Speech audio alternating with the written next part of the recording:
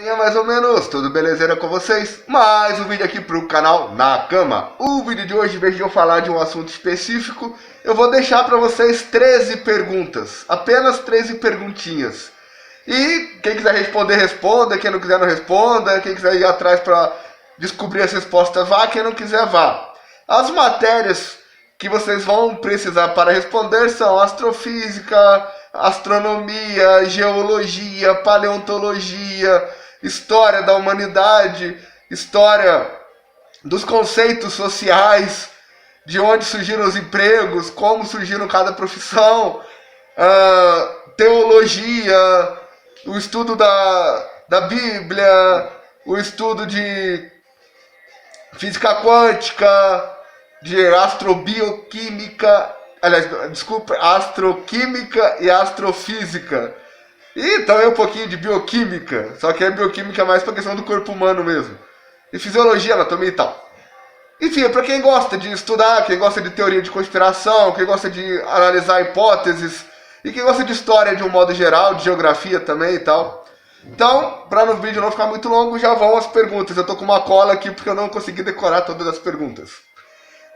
Primeira pergunta, número 1.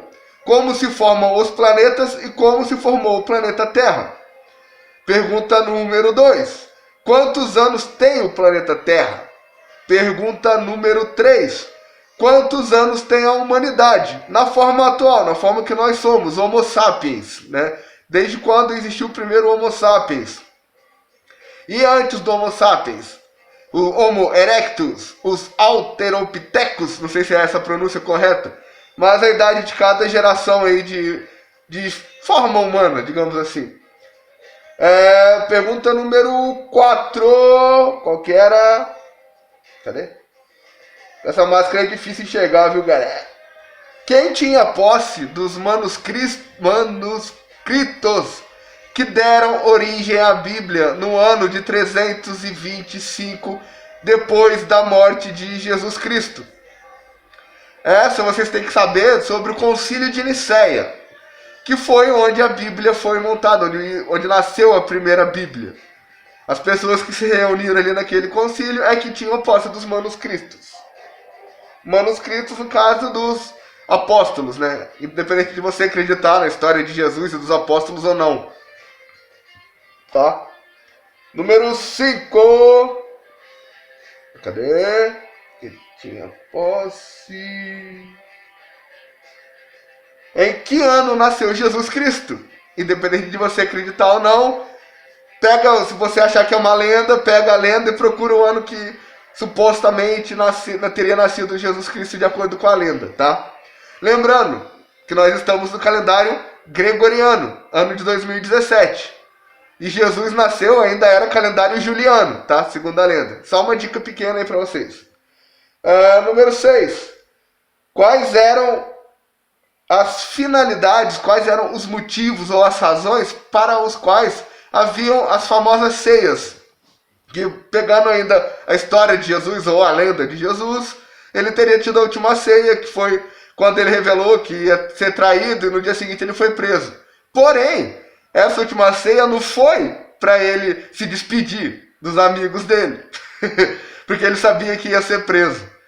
Era por outro motivo, porque ninguém fazia ceia para se despedir. Naquela época, vamos lembrar, 2000 anos atrás, não existiam assim, restaurantes, pizzarias, rodízios, não existia energia elétrica, não existia esse costume tão grande de reunir os amigos num restaurante ou na casa de alguém para fazer uma jantinha, tá? Número 7. Qual era a posição do governador Herodes? Que existem relatos, existem documentos, né, sobre Herodes. E quem eram aí os auxiliares ou os aliados de Herodes, né? Qual que era a função dele ali no Império Romano, que também é uma parada que existiu. Número 8.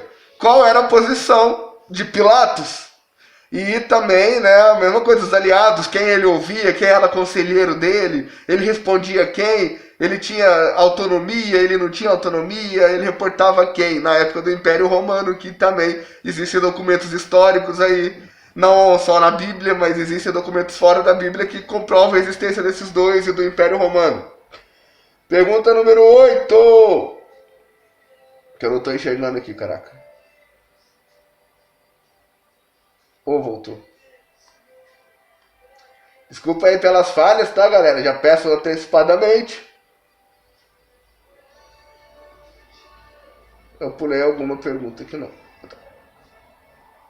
Como eram as divisões de classe?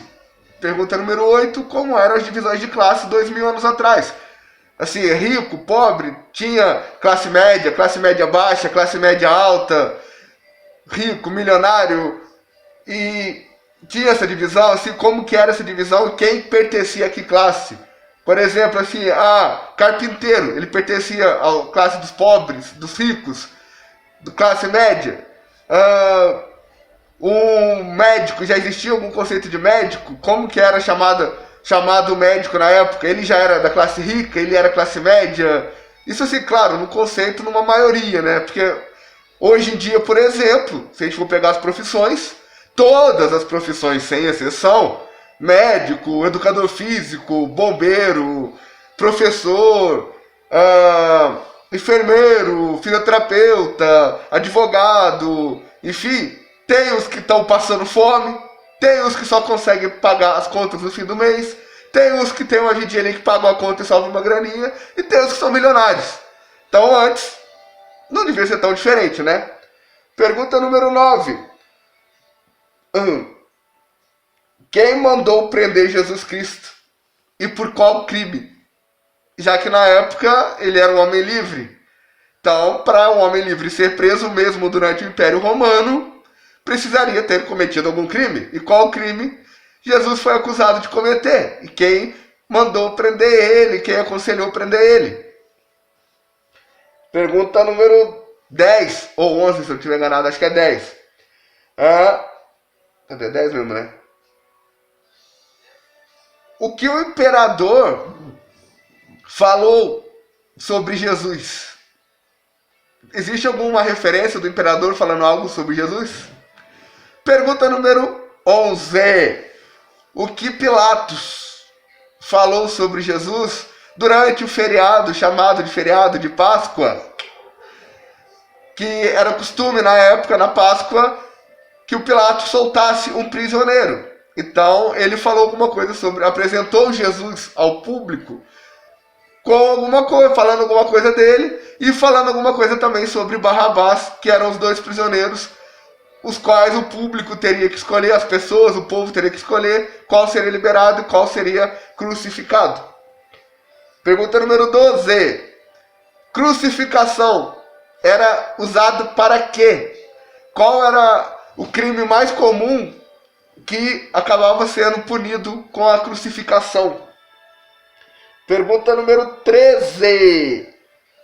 Como funciona e como se monta uma árvore genealógica? Isso em 2 etapas, tá? Para a gente lembrar como é uma árvore genealógica de uma pessoa, de um indivíduo qualquer, e uma árvore genealógica evolutiva de uma espécie. Tá? São 2 coisas um pouco diferentes, mas a forma de montar é a mesma. Onde você avalia ali em que ponto, qual mudança que uma espécie virou outra espécie, se tornou outra espécie, teve uma alteração para outra espécie. Um exemplo que eu posso deixar claro aqui para vocês. A questão da cor da pelagem dos ursos, por exemplo. Existia os primeiros ursos, que se tem registro, isso daí é só você estudar, você acha, e tinha apenas um tom, apenas uma cor de pelo. Só que depois esses ursos começaram a ter outras cores de pelo. O que influenciou essa mudança? E quando aconteceu essa mudança? E assim também foi com o ser humano, em vários outros aspectos, tá? Assim que eu tô falando, procura a questão da árvore genealógica, como monta e tal, enfim. Pergunta número 13 e última. Após a morte de Jesus, o que aconteceu com os apóstolos que seguiam ele, com as pessoas que seguiam ele?